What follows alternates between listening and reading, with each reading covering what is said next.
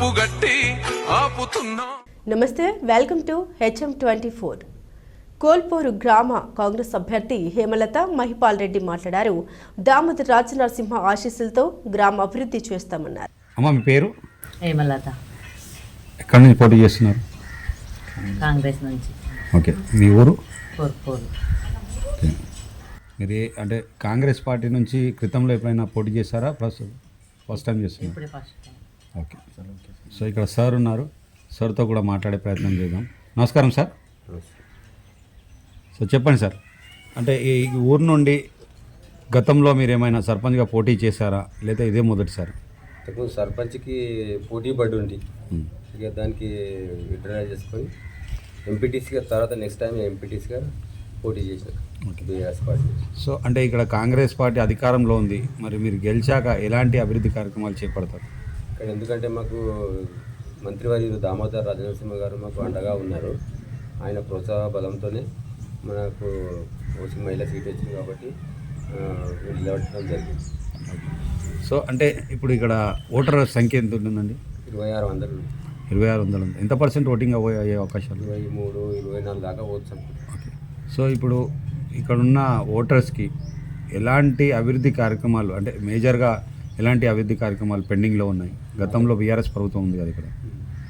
మాకు ఇదివరకు ఏమంటే ఇక్కడ పోయినా ఒక ఊర్లలో గల్లికి పోతే మొత్తం వాటర్ సమస్య ఎక్కువ ఉంది. వాటర్ సమస్యతోనే ఏ పబ్లిక్ పోయినా వాటర్ సమస్యతోనే ముందుకు వస్తున్నారు. మాకు నీళ్ళు లేవు, మాకు ఇబ్బందులు అవుతున్నాయి అని చెప్తున్నారు. సార్ ఉన్నాడు, దామోదర్ సార్ ఉన్నాడు. సారు అండదండలతో మేము తెచ్చే బడ్జెట్ తెస్తాము, నిధులు తెస్తాము, తెచ్చి పని చేయడానికి మేము ముందుకు వస్తామని మేము హామీలు ఇస్తున్నాం. ఓకే, ఇంకోటి అంటే ప్రధానమైనది నీరు అని చెప్తున్నారు మీరు. సో గతంలో అంటే వచ్చి కూడా ఇప్పుడు కాంగ్రెస్ గవర్నమెంట్ ఇక్కడికి వచ్చి కూడా 2 సంవత్సరాలు అవుతుంది. సో 1 ఇయర్ బ్యాకే మీది సర్పంచ్ది అయిపోయింది. అప్పటి నుంచి ఏం డెవలప్మెంట్ చేశారు మీ ఎమ్మెల్యే గారు ఇక్కడ? అప్పటి నుంచి అప్పటి నుంచి ఏం డెవలప్ చేసిందంటే సర్పంచ్ దిగిపోయి నుంచి 30 లక్షల వరకు మన కొరపల్ నుంచి కొరపల్ నుంచి Angadipeta road metal road sanction చేయవలసింది, కంప్లీట్ చేసిన మరి 60 లక్షలతో. ఓకే, సో మీకే ఎందుకు ఓటేయాలి? 30 లక్షలు మీకే ఎందుకు ఓటేయాలి? మాకే ఎందుకు వేయాలంటే మాకు అభివృద్ధి చేస్తున్నాము సారు. మళ్ళీ మాకు సిమెంట్ రోడ్ ఇచ్చిండు, ఒకటి 15 లక్షలది, 5 లక్షలది ఇంకో సిమెంట్ రోడ్ ఇచ్చిండు, ఇంకో 5 లక్షలు ఇంకో సిమెంట్ రోడ్ ఇచ్చిండు, ఇంకో సిమెంట్ రోడ్ ఒకటి 5 లక్షలది పిండి ఇప్పుడు ఎలక్షన్ తర్వాత చేద్దామంటున్నాం. ఇంకొక 5 లక్షలది మురికి కాలువ ఇచ్చిండు. ఇంకా సారు మా సర్పంచ్ అయినప్పుడే పనులు ఇస్తున్నాడు. సర్పంచ్ మనం అయినాక మనకు అడగనికి హక్కు ఉంటుంది. మనం పోయి నిధులు తెస్తాము, ఊరు డెవలప్ చేస్తాము. సో అంటే ఇప్పుడు ప్రత్యేక పార్టీ ఉంటాయి, బీఆర్ఎస్ కానీ ఇంకా బీజేపీ కానీ ఏదైనా ఉండొచ్చు. సో వాళ్ళు కూడా మీతో పాటు పోటీ చేస్తున్నారు కాబట్టి ఇక్కడున్న ఓటర్లను ఏదైనా ప్రలోభపెట్టే అవకాశాలు ఉంటాయి. మీ ఓటర్లకు మీరు ఏం చెప్పాలనుకుంటున్నారు? మాదేమది మేము యువతలు ఉన్నాము, అది చేస్తామని వాళ్ళు బీజేపీ వాళ్ళు అంటే ఒకటిసారి ఏమదంటే బీఆర్ఎస్ ఉండే ముందు గతంలో బీఆర్ఎస్ ఉండే. బీఆర్ఎస్ వాళ్ళు ఏం చేశారంటే కొద్దిగా ఏం పనులు చేయలేకపోతా ఏదో అడప పనులనే పోయింది అప్పుడు. ఎందుకంటే సార్ మా ఎమ్మెల్యే సారు అప్పుడు క్రాంతికిరణ్ ఉండే, ఆ క్రాంతికిరణ్ మన సీఎం సార్ అక్కడ రానియకుండే, మన కేసీఆర్ సార్ పోకుండా ఇంటర్వ్యూలు గిట్ట మన అపార్ట్మెంట్ గిట్ట అయ్యకుండే, ఏం పనులు నిధులు ఏం లేకుండా ఏమి ఇవ్వకుండే. గ్రామ పంచాయతీ మన ఫండ్స్ వచ్చిన ఫండ్స్తోనే కొంత ఊర్ల వరకు చేసిర్రు. ఇంకా మైనర్ చిన్న పనులే చేసిర్రు, పెద్దగా ఏం చేయలేరు.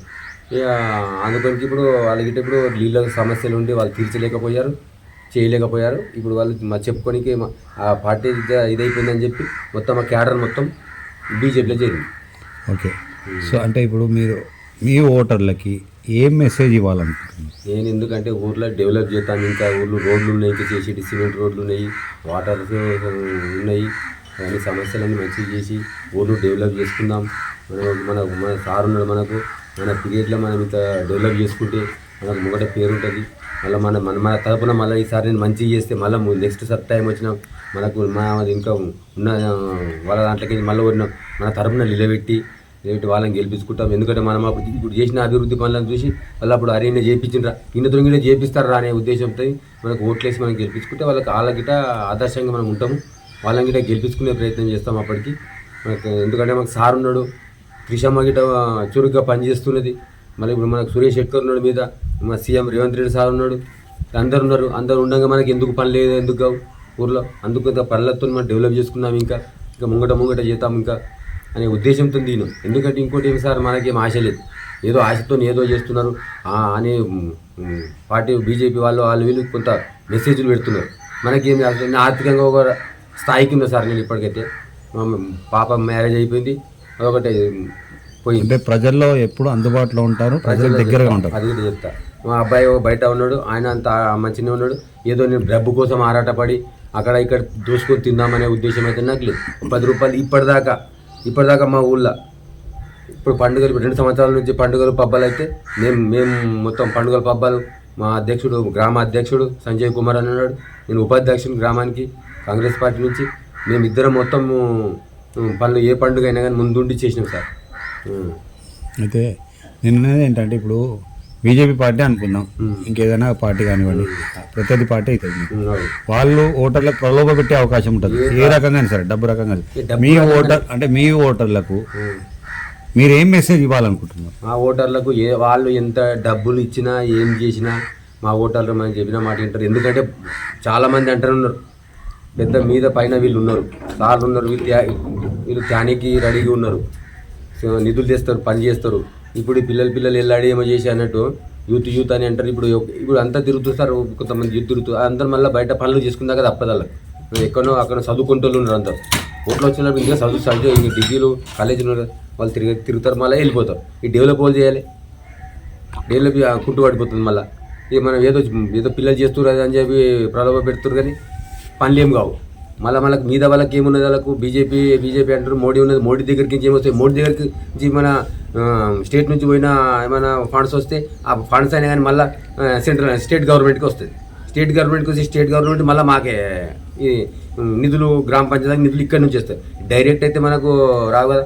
ఏమొచ్చినా మొరీలకో దానికో దీనికో పరిశుద్ధ కార్యక్రమాలకు దానికి దీనికి వచ్చినా అవి ఆడికే సరిపోతాయి. అది ఇచ్చే పైసలు మొరీలకు తీయడానికి, వీధి లైట్లకు, మనం చిన్న ఏమైనా ఉంటే గాలకే సరిపోతాయి, కానీ పెద్ద డెవలప్మెంట్కి అయితే అవసరం పట్టేది సార్ అది.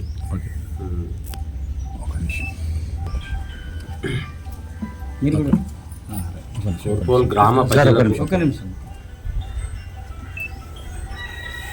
కోర్పోల్ గ్రామ ప్రజలకు నా విజ్ఞప్తి ఏమనగా, మేము కోర్పోల్ గ్రామ సర్పంచి కాంగ్రెస్ సర్పంచ్ అభ్యర్థి పోతిరెడ్డిపల్లి హేమలత మైపాల్ రెడ్డి, మేము మన ఓటర్లకు ఏం విషయం చెప్తున్నామంటే, మనం ఇక్కడ మన పార్టీ ముంగట మన దామోదర్ సార్ మంత్రివారి ఉన్నారు, ఒక సీఎం తర్వాత సీఎం అసంటి సార్ ఉన్నాడు మనకు. ఆయన సార్ ఛాలెంజ్ చేసి చెప్తున్నాడు, కోర్పోల్కి ఇన్ని పనులు ఇచ్చినా ఇంకా ముంగట ఇంకా ఇస్తా, ఇంకా ఏం చేస్తారో మీరు గెలిపించుకొని, మీ క్యాండిడేట్ మీరు గెలిపించుకొని రండి, అన్ని విధాలు నేను ఉన్నా. కోర్పోల్కి నాకు ఎంతో ప్రియమైన కోర్పోలు, నేను చేయగలుగుతా, చేస్తా, ఇంకా మళ్ళీ ముంగట వచ్చి మళ్ళీ అడిగే హక్కు ఉన్నది, చేసే హక్కు ఉన్నది అని ధైర్యంగా మాటిస్తున్నాను.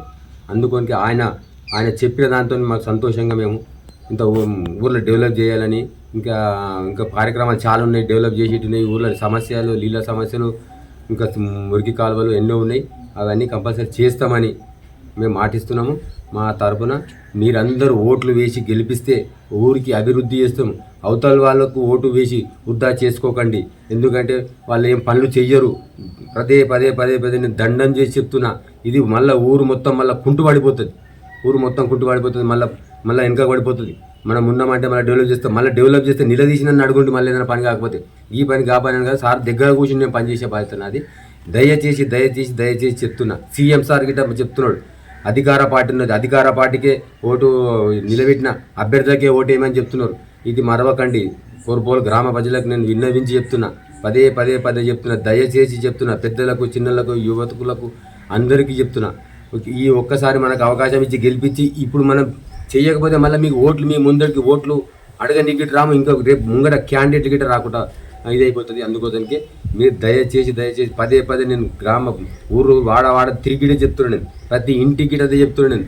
ఎందుకంటే డెవలప్ అవుతుందమ్మా అయ్యరు దమ్మలు అని నేను రిక్వెస్ట్ చేసి చెప్తున్నా. మీరు ఎవరు ఏది చెప్పినా, ఎంత ప్రబోధం పెట్టినా మీరు దానికి అట్రాక్ట్ కాకండి, అలాగ ఓటు వేయకండి. ఎందుకంటే డెవలప్మెంట్ అని చూసుకోండి. మరి ఇదే కొనసాగించి మళ్ళీ వచ్చేసరికి వాళ్ళు కానీ ఏం చేసిరు అనే పరిస్థితి మళ్ళీ వస్తుంది కంపల్సరీ.